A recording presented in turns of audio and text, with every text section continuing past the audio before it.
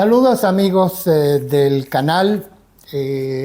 Siguiendo con el tema de la tecnología y la educación que voy a traer hoy también para su información, primero les quiero presentar al invitado nuestro de hoy. Él es la persona que ha levantado una empresa que se llama V-Dickley y fue fundada en el 2022 por Rafael Bernard.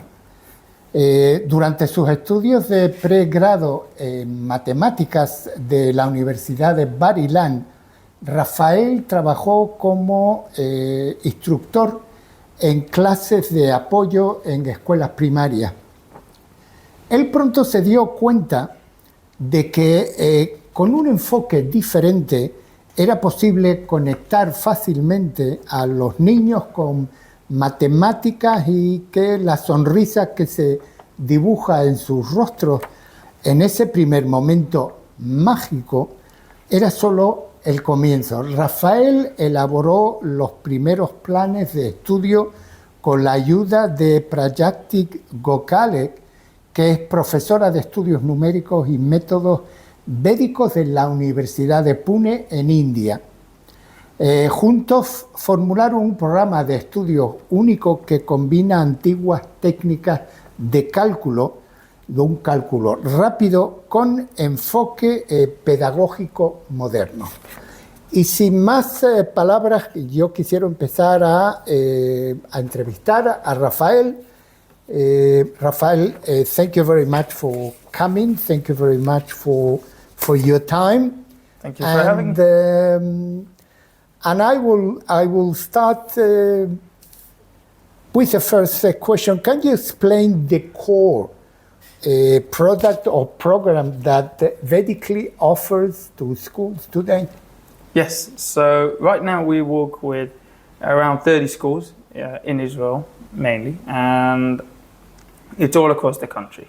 So right now we have instructors. It's a team of 12 instructors going all across the country, working with groups of up to 15 students a group, and teaching our own curriculum, designed at creating a passion for maths, helping kids enjoy the subject, enjoy their learning journey, reducing maths anxiety, making sure they're not going to be scared of it. They're going to study it for 12 years. You might as well enjoy it if you can. And making sure they enjoy it and making sure they develop a deeper understanding of what it is they're actually doing. You have to take into consideration that normally kids, it doesn't mean that everywhere, but kids, they're scared of mathematics. And what Rafael is done is to open that world to the kids, that they will see it in a different way, in a more friendly way. And this is what he has created, and I think this is a great idea. Please go ahead. So we've done a bit of research, me and my team, and what we've realized is that maths anxiety and being scared of maths actually starts in third grade, when the student is 8 years old. So that's when the maths anxiety normally tends to happen. Obviously, varies between several students, but that's the age where it starts to happen most often. And what we have designed is a curriculum, we call it Trick First, Explore Later. Right. And in this curriculum, we first and foremost, we show the kids something that will excite them. Something that, like all these videos that you see on social media, whether it's on TikTok, Instagram, Facebook, wherever you are, that have millions of likes. It's like, okay, how can you calculate real quick these things? Like the Indian method, the Chinese method, all these quick calculation methods. And we show it to them. And then the kids go, wait, what happened? What happened? Show me again, let me try again. It's like, okay, so now they're excited, they're not afraid anymore. Then what we'll do is we'll challenge them. We'll give them an example where it doesn't work. And we'll go, first of all, let's define the difference. Okay, well, all of a sudden something doesn't work. It worked up until now. What do we do? Okay, so first of all, let's define the problem. So it worked perfectly until now. Now something happened and it isn't working. So maybe it is because we got a 2-digit number. Maybe it is because we're lacking a digit. Maybe it is because of a million reasons that we will explore together with the kids. So I understand that you do this through this three-step process, right? Exactly, it's a 3-step process. Okay. Trick, challenge, explore. These are the main three-step process that you start with the students. Absolutely. All right. Trick Great. is there to get them to want to learn. Challenge is there to make sure they actually face a problem, just like they will in real life. It's not just the technique. It's very important to say, the main reason I believe that kids should learn maths, I love maths, and the main reason I think everyone should learn maths is because maths is a great tool to develop analytical and critical thinking. Correct. And if you work with students, and if they block themselves and they go, I don't want to learn maths, and they don't, and then they're not maximizing their true potential. And not only that, because sometimes kids don't want to learn math, but they don't know that deep inside of them, in the back, they have a great potential, but because math it hasn't been explained the way it should be explained, they just, give up on this. Exactly, and that's a massive problem. If you give up on 3rd grade and you spend the next decade distancing yourself more and more, you're not going to start liking it when you're in your 20s or 30s. So you've got to solve it as early as possible. You've got to solve that problem in 3rd grade, and you've got to give them the ability to work throughout their entire time in school, to work harder and harder at developing the way they think. I don't need to have a bunch of adults that know how to calculate the integral of this function and stuff like that. We don't need that. What we need is to have a society in which people think analytically and critically in a good way, and they're not just guessing. They can do research, they can explore a problem, they can break down a problem, and they will face problems. Would you say that doing this sort of trying to figure out the problem, this can help them in the future in order to figure out those sort of problems? Absolutely. I think one of the problems... problems in work, problems in life. If you have that way of thinking. In everything. If you develop the ability to face a problem without breaking down, without breaking apart, it's a crucial skill in life. Like, I've had this one student a few weeks ago that I put a post about because I thought it was a very important story to share. We gave him this exercise and it was very difficult. And he tried, and after a few minutes he couldn't do it. Started breaking down in tears. It's a very sort of sad situation. You see your friend succeed and you can't solve it. And it's just a sad situation to be in. I walked up to him, we tried a few more times, got him to go back to learning, and he succeeded. I asked the group after, does anyone want another one of these sorts of exercises? He was the first one to raise his hand and say, yeah, I like the challenge. The problem with elementary school, like one of the problems with the way worldwide we teach, is we're too focused on grades. We're focused on grades, and one of the reasons to make your grades better is just to teach techniques. It's just to teach techniques. And then you give up on the whole reason to why would we even learn maths? Well, we learn it, and it's so important to keep going back to it. We learn maths in order to develop analytical and critical thinking. That's why we learn it. And once you... And not just to overcome the grade. Exactly, not just to get a better grade. We learn it to develop a skill set in the way we think, in how resilient we are to this challenge. Okay, now we have the ability to look at a challenge and face it head on. Not be like, oh, it's difficult, I'll walk away from it. No, life's hard. It's great. It's good that it's hard. We need to face it. And that's what we teach our students. And so often I just see our students talk about stuff. Wait, let me try. I see a student, like we have this one student, he didn't manage to solve this thing. And I go, wait, no, that's a small mistake. And he's like, so excited about being wrong. He's like, oh, I got it wrong, brilliant, let me try another one.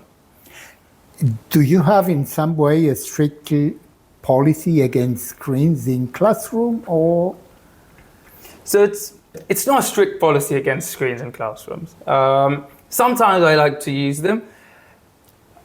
When I use a screen, it's in a different sort of way. It's very important for me that the students are excited about maths itself. And what I feel like a lot of people are doing in order to try and gamify the situation is, let's say many teachers do that, and it is a massive upgrade to how we normally teach, but I want to take it another step further. So what teachers do is create a bingo, and it's just solve this equation and we can keep playing. Solve this exercise and we can keep playing. Right. And it's good, it is good.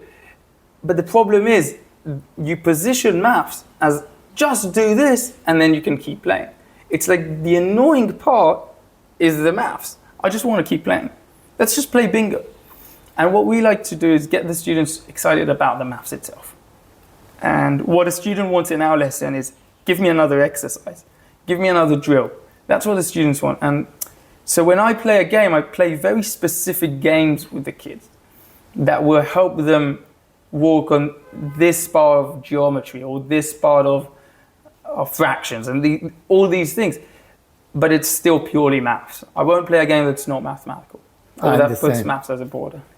And how does the program fit together with the official Ministry of Education math curriculum? Is it a replacement or is it a support tool? So it's a support. It's absolutely a support. I'm not there to replace anything. I understand.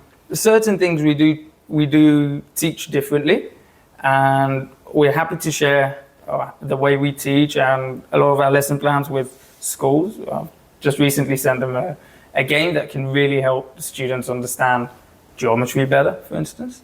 But we're not there to replace or threaten anyone at all. We're there to support. Imagine you're a teacher and all of a sudden your students love maths. It's so much nicer to give a lesson in that environment. And when a school purchases your programs, do you provide physical books? Do you provide games or training tools for the instructors? So we do train the instructors. We give them a long training on how we teach. We give them our lesson plans. Our instructors are all very aligned. We give them a whiteboard. The students bring a piece of pen and paper. Sometimes we walk digitally with a few of the games we've created, maybe in the computer room and stuff like that. But I truly believe that the next wave of EdTech is not going to be how to design a nice and beautiful app, right, like it initially was, like it has been for the past decade plus. Because it's easy now to create a nice and beautiful app that adds, let's say I want to add a leaderboard. It's so easy to add. I believe that the difference will be in what we teach. I think that's where we have a massive, massive added value that's just being overlooked. That's a very clever way to do it. Thank you. A small group of learning, up to 15 students, seem to be a big part of your model. So how this product accommodate a small group structure? So there's a massive, massive benefit of working with up to 15 students in a class. The main benefit is that after I give an exercise and it's time to walk and try it out by themselves, I actually have the time to walk around and look through every single kid's notebook.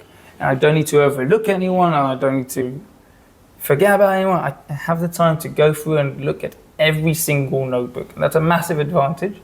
That in Israel, most classes are, like a small class in Israel would be 25, 26 students. Right. And we only take 15. And it's a big added benefit for us. And since you have been implementing your, let's say, application of the way of kids learning maths from grade 3 to 6, I understand, have you have a statistic result of the way they are learning? If there is a percentage that you can say they were in this percentage and today they are in a bigger percentage. So there are a lot of things that we are currently looking at measuring. What we have is like tens of testimonials right now of teachers saying, "Oh my God, why is this kid so interested all of a sudden in my lesson?" and these sort of reactions that we get constantly. Teachers, principals, parents are interested in getting their kids signed up for an afternoon activity. All these are testimonials, but what we are currently witnessing and working on an academic research to support that is that students, first of all, their attention span is becoming longer for maths. So they're willing to face a challenge for a longer period of time. If at the beginning when we start working with students, it's like, okay, you get to the first challenge, oh, I don't know, what do you expect me to do? And waiting for the teacher to explain. It's like, no, they've gotten used to, wait, let's sit on that problem. Let's try and figure it out together. And they sit down on a problem for a long period of time. I see. So that's one of the things. In addition, we also see a lot of the kids, even though we don't necessarily teach the normal national curriculum, and even in some places we even take them out of a maths lesson in order to learn our different material, their grades absolutely do not drop, and many times even go up. I see. So that's something else we've seen. Do you have in the company further plans in order to develop other products today? Yeah, so we've created a bunch of digital games, and we use them within the classroom. We send it to the kids on the groups, we send it to the schools, we send it to people. But what we're now creating is a product that will have all of these together, all the games, all the content, all the lessons, clipped down into small bits, small bits of like 1 to 2 minute long videos, small clips. Sorry. So, having you in front of you, I assume a lot of principals and parents, and what will be your message for them to try your method? My lesson to try the method? I think you should try it. But I think the main message... You're in a position today, like for instance in South America or in the speaking world, you can approach them with your 3 keys tools? So first of all, what's important to say is we do adapt ourselves to the curriculum of the location in which we're at. Truth be told, the Israeli National Ministry of Education, the curriculum, we don't fit 1-to-1. We had to completely adapt our curriculum in order to custom make it to the Israeli Ministry of Education. We have a lot more content that we're not necessarily focusing on in order to enable ourselves to support the Ministry of Education in the best way possible. Every country has to tweak it a bit here and there, but what we've created is a pool of a lot of lesson plans, a lot of games, a lot of material that then we can go through the national curriculum of any place in the world and just adapt it accordingly.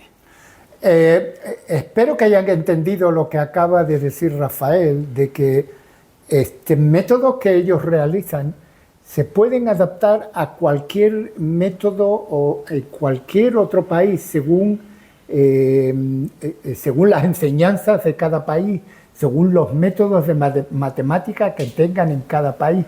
Ellos no sustituyen, sino lo único que hacen es se adaptan a esos métodos de matemática influyendo con los 3 puntos tan importantes que ellos tienen. Rafael, if you want to add something else, that is all the camera is yours. I think we've summed it up really nicely.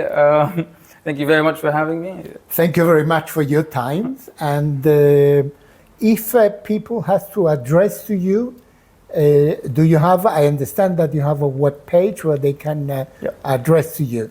Yeah, we've got a website. Feel free to call, text, any way you want, email. Feel free to contact us. Right. Great. Pues señores, nada más por el día de hoy. Soy Marcos Barchilón, les hablo desde Israel y les envío un muy cordial saludo.